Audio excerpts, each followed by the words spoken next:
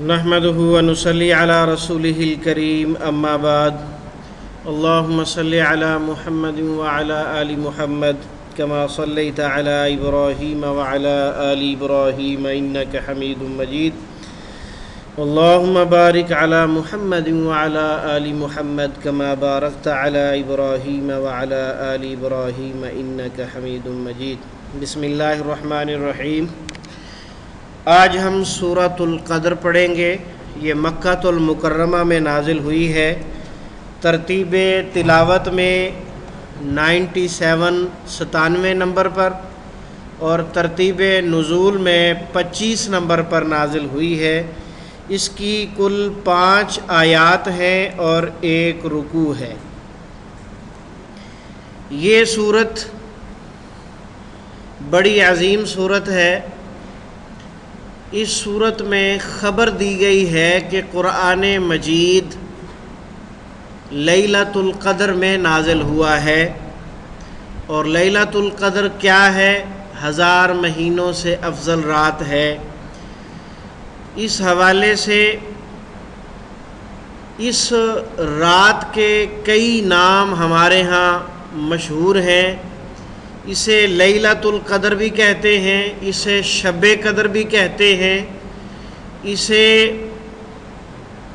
شب برات بھی کہتے ہیں، اور اسے فارسی زبان میں شب قدر بھی کہتے ہیں۔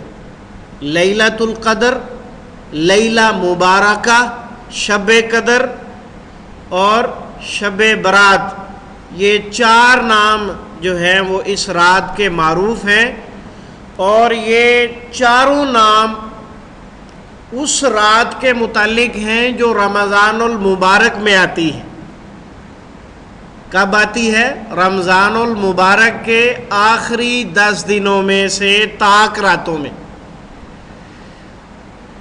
اس رات کی فضیلت جب رسول اکرم صلی اللہ علیہ وسلم کو بتائی گئی تو آپ صلی اللہ علیہ وسلم اسے بتلانے کے لیے گھر سے باہر نکلے، اور گھر سے تھوڑے ہی فاصلے پر جو ہے 2 صحابی آپس میں کسی بات پر بحث مباحثہ کر رہے تھے، تو آپ ان کے بحث مباحثہ میں مشغول ہوئے۔ اس مشغولیت کی وجہ سے اللہ رب العزت نے وہ جو رات بتلائی تھی وہ ذہن سے نکال دی۔ تو پھر آپ صلی اللہ علیہ وسلم نے فرمایا کہ میں گھر سے نکلا تھا کہ آپ کو لیلۃ القدر کی نشاندہی کر دوں کہ یہ کون سی رات ہے جو 1000 مہینے کی عبادت سے افضل رات ہے۔ تو میرے سامنے کچھ لوگوں کا آپس میں بحث مباحثہ سامنے آیا، میں اس میں مشغول ہوا تو مجھے بھلا دیا گیا کہ وہ لیلۃ القدر والی رات کون سی تھی۔ تو اب حکم یہ ہے فَالْتَمِسُوهَا فِي الْعَشْرِ الْأَوَاخِرِ مِنْ رمضان، رمضان المبارک کے آخری 10 دن کی طاق راتوں میں اسے تلاش کرو۔ اللہ تعالیٰ کا کوئی بھی کام ہو وہ حکمت سے خالی نہیں ہوتا۔ انسان عموماً جو ہے اس کی فطرت یہ ہے کہ اس کو اگر کسی بڑی فضیلت کا علم ہو جائے تو یہ چھوٹے کام سارے چھوڑ دیتا ہے، بڑے کام پہ پیچھے پڑ جاتا ہے۔ یہ انسان کی فطرت ہے۔ تو اللہ رب العزت نے ہر انسان کو اجر اور ثواب عطا کرنے کی غرض سے اسے بھلوا دیا، اور آخری 10 اعتکاف سنت قرار دیا، اور اس اعتکاف کے اندر طاق راتوں میں اس رات کو تلاش کرنے کا حکم دیا۔ اب یہ کسی انسان کی قسمت میں آتی ہے یا نہیں آتی، بھلے وہ جو طاق راتیں ہیں ان 10 دنوں کی، اس میں وہ برابر محنت تو کر رہا ہے، وہ ثواب سے محروم تو نہیں رہے گا۔ تو یہ حکمت ہے اللہ رب العزت کی طرف سے اس رات کے حوالے سے۔ بعض لوگ جو ہیں وہ لیلۃ القدر اور شب قدر یا شب برات کو الگ الگ تصور کرتے ہیں، اور خصوصاً 15 شعبان کو شب برات یا شب قدر کے نام سے الگ سے جو ہے وہ اشتہارات بھی چھپتے ہیں، اخبارات بھی چھپتی ہیں، اور فضائل بیان کیے جاتے ہیں کہ یہ وہ رات ہے، اس رات میں اللہ تعالیٰ فیصلے کرتے ہیں، ہاں جی، فیہا یفرق کل امر حکیم، یہ سورۃ الدخان کی آیت نمبر 3 ہے۔ تو اس کے اندر یہ بتایا جاتا ہے کہ اس رات میں اللہ تعالیٰ نے قرآن نازل کیا، اور اس رات میں وہاں لیلہ مبارکہ کا لفظ ہے، یہاں لیلۃ القدر ہے، وہاں لیلہ مبارکہ کا لفظ ہے، تو وہاں بھی قرآن مجید کے نازل ہونے کے حوالے سے ہے۔ اور سورۃ البقرہ میں ان دونوں باتوں کی وضاحت آ گئی۔ شہر رمضان الذی انزل فیہ القرآن، ماہ رمضان وہ مہینہ ہے جس کے اندر قرآن مجید نازل ہوا، اور اس صورت کے اندر رب العزت فرماتے ہیں انا انزلناہ فی لیلۃ القدر، کہ ہم نے اس کو قدر والی رات میں نازل کر دیا۔ تو سورۃ دخان والی آیات اور سورۃ یہ جو آپ کے سامنے ہے سورۃ القدر اور سورۃ البقرہ کی آیات جو ہے، آیت نمبر 185 جو ہے، ان تینوں چیزوں سے یہ ثابت ہوتا ہے کہ لیلہ مبارکہ، لیلۃ القدر، شب قدر، شب برات ایک ہی چیز کے 4 نام ہیں، اور اس سے مراد وہ رات ہے جو رمضان المبارک کے آخری 10 دنوں کی طاق راتوں میں آیا کرتی ہے۔ اس رات میں اللہ سبحانہ و تعالی نے قرآن مجید کو لوح محفوظ سے آسمان دنیا پر نازل فرمایا یک بار۔ ایک لفظ ہوتا ہے انزلہ اور ایک ہے نزلہ، ایک ہے انزلہ اور ایک ہے نزلہ۔ انزلہ یک بار کسی چیز کو اتار دینا، اور نزلہ آہستہ آہستہ کر کے۔ تو اللہ رب العزت نے یہاں لفظ انزلہ استعمال فرمایا، اس کا مطلب ہے کہ رب العزت نے لوح محفوظ سے یک بار پورا قرآن مجید آسمان دنیا پر نازل فرما دیا، پھر وہاں سے آہستہ آہستہ کر کے تھوڑا تھوڑا جتنا رب العزت نے جب چاہا سیدنا جبریل علیہ السلام کے ذریعے محمد الرسول اللہ صلی اللہ علیہ وسلم تک پہنچائے۔ اور یہ تکمیل اور یہ وحی کا جو عرصہ ہے تقریباً 23 سال سے چند ماہ زیادہ ہے۔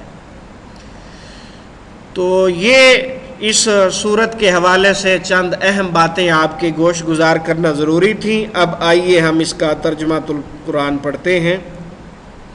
انا، بے شک ہم، یہ 2 چیزیں ہیں، انا اور نا۔ انا کا معنی کیا ہوتا ہے؟ بے شک، اور نا کا معنی ہم۔ تو انا دونوں کو ملا کے ترجمہ کیا کریں گے؟ بے شک ہم۔ انا انزلناہ، بے شک ہم نے نازل کیا اسے، کس کو؟ قرآن مجید کو۔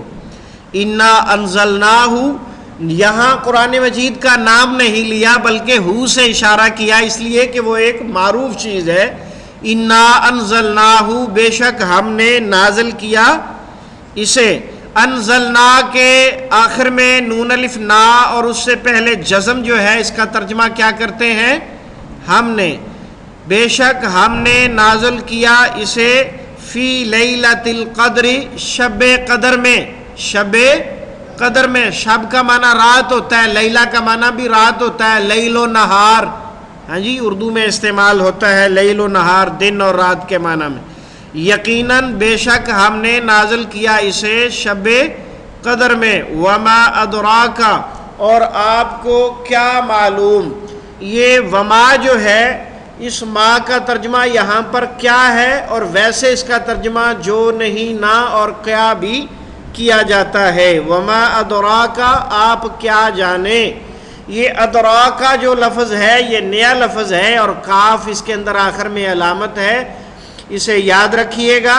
جاننا اس کا معنی ہے وما ادراک، اور آپ کیا جانیں، ما لیلۃ القدر، کیا ہے شب قدر۔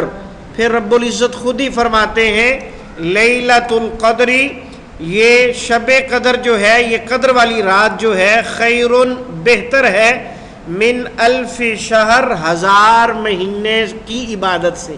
یہاں عبادت لفظ کسی لفظ کا ترجمہ نہیں ہے، آپ کو شاید پہلے بھی بات بتائی ہو کہ با اور من ایسے حروف ہیں کہ ان کا تعلق کسی نہ کسی بات سے، کسی نہ کسی فعل سے جوڑا جاتا ہے، تو یہاں ان کا تعلق عبادت سے جوڑا جائے گا۔ لیلۃ القدر خیر من الف شہر، شب قدر بہتر ہے 1000 مہینے سے۔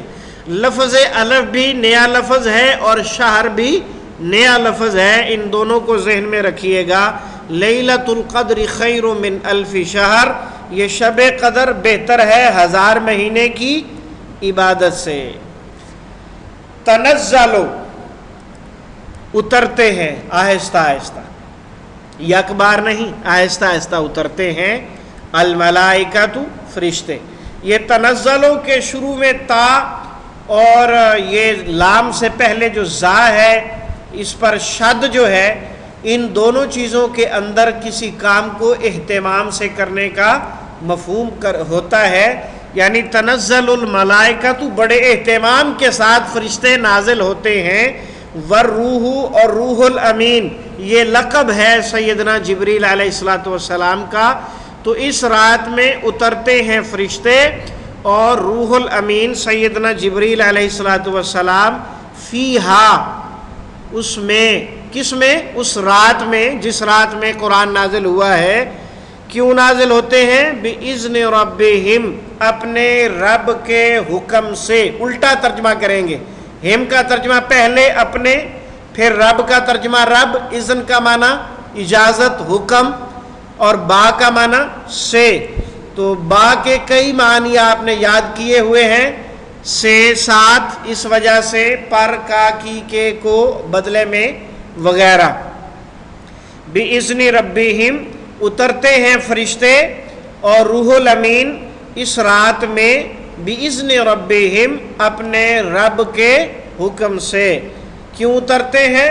من کل امر، ہر کام سے، یعنی پورے سال کے اندر جو کام ہونے ہوتے ہیں وہ اللہ رب العزت فرشتوں کے ذمے لگا دیتے ہیں اور انہیں ڈیوٹی کے لیے دنیا میں بھیج دیتے ہیں۔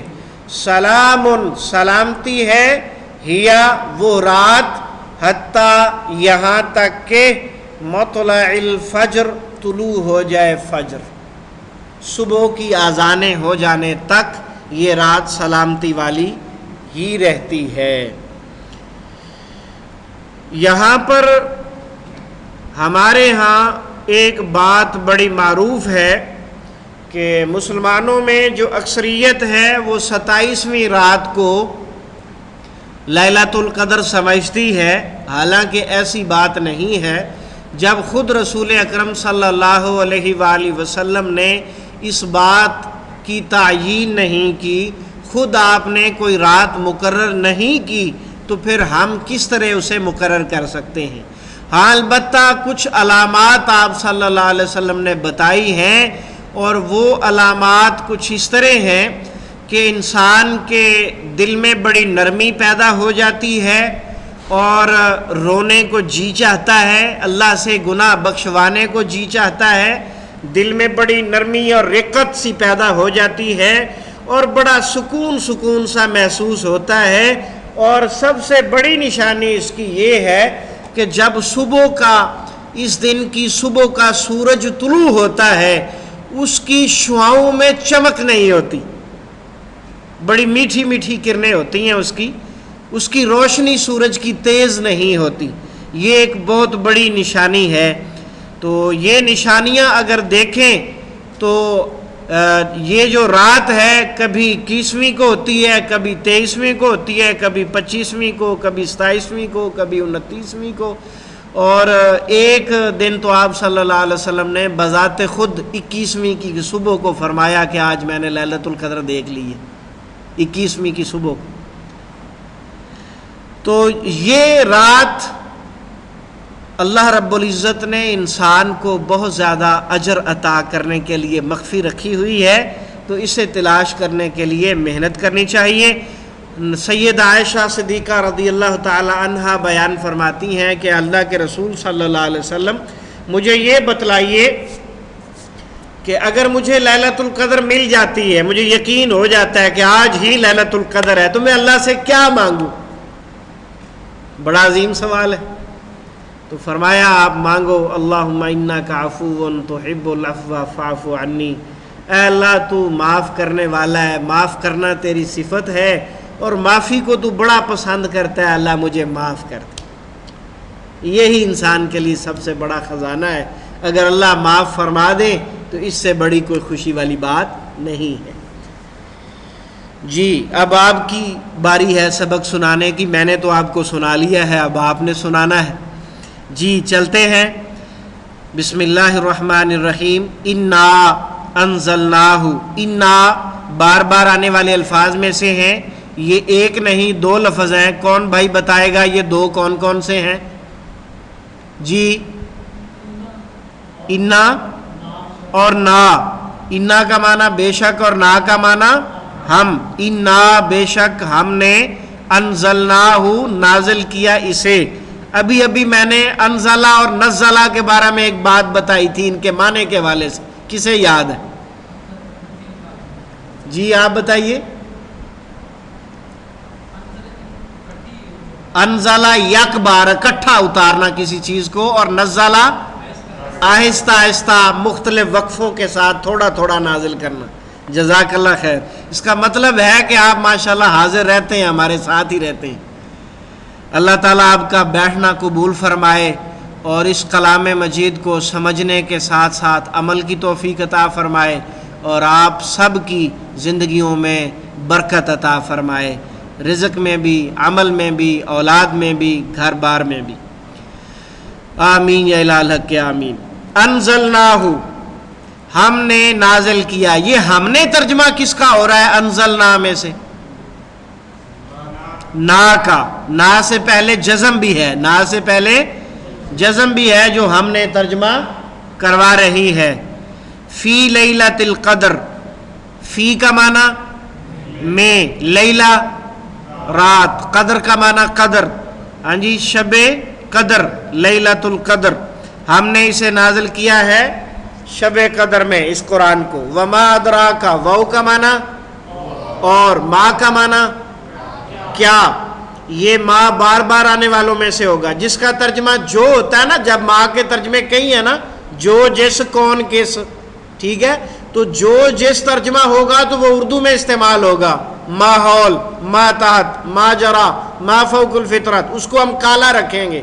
اور جب اس کا ترجمہ نہیں، نہ یا کیا ہوگا سوال کے لیے، تو پھر اس کو نیلے الفاظ میں بار بار آنے والوں میں شمار کریں گے.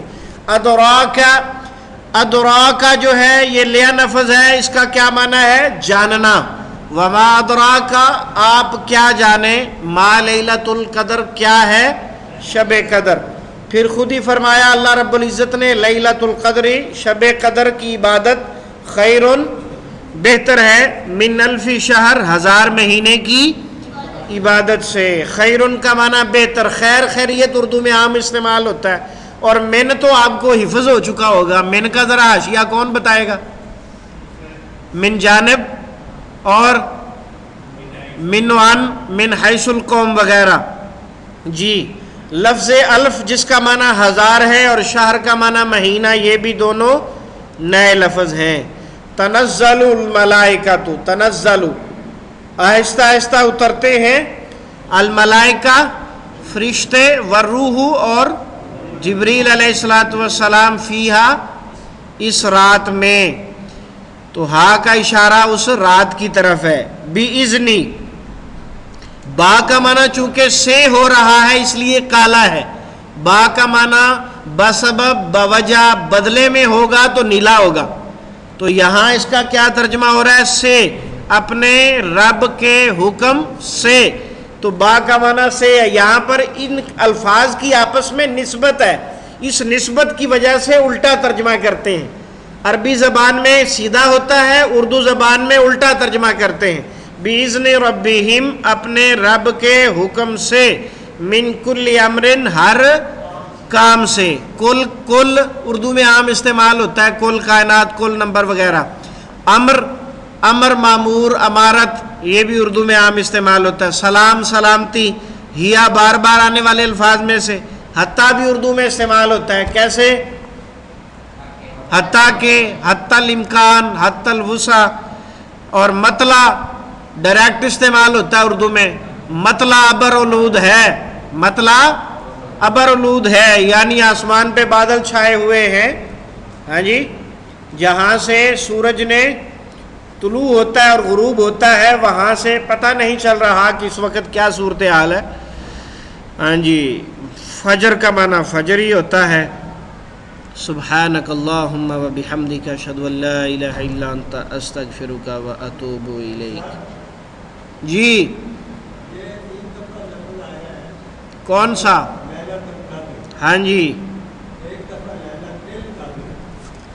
یہ عربی زبان میں نا یہ جو اس سے پچھلا لفظ ہوتا ہے نا اس کی وجہ سے اعراب تبدیل ہوتا ہے، تو کہیں جب یہ فاعل بن رہا ہو تو پیش آتا ہے، مفعول بنے گا تو زبر آئے گی، اور اس سے پہلے فی، من، با وغیرہ کوئی حروف آ جائے گا تو پھر زیر آئے گی۔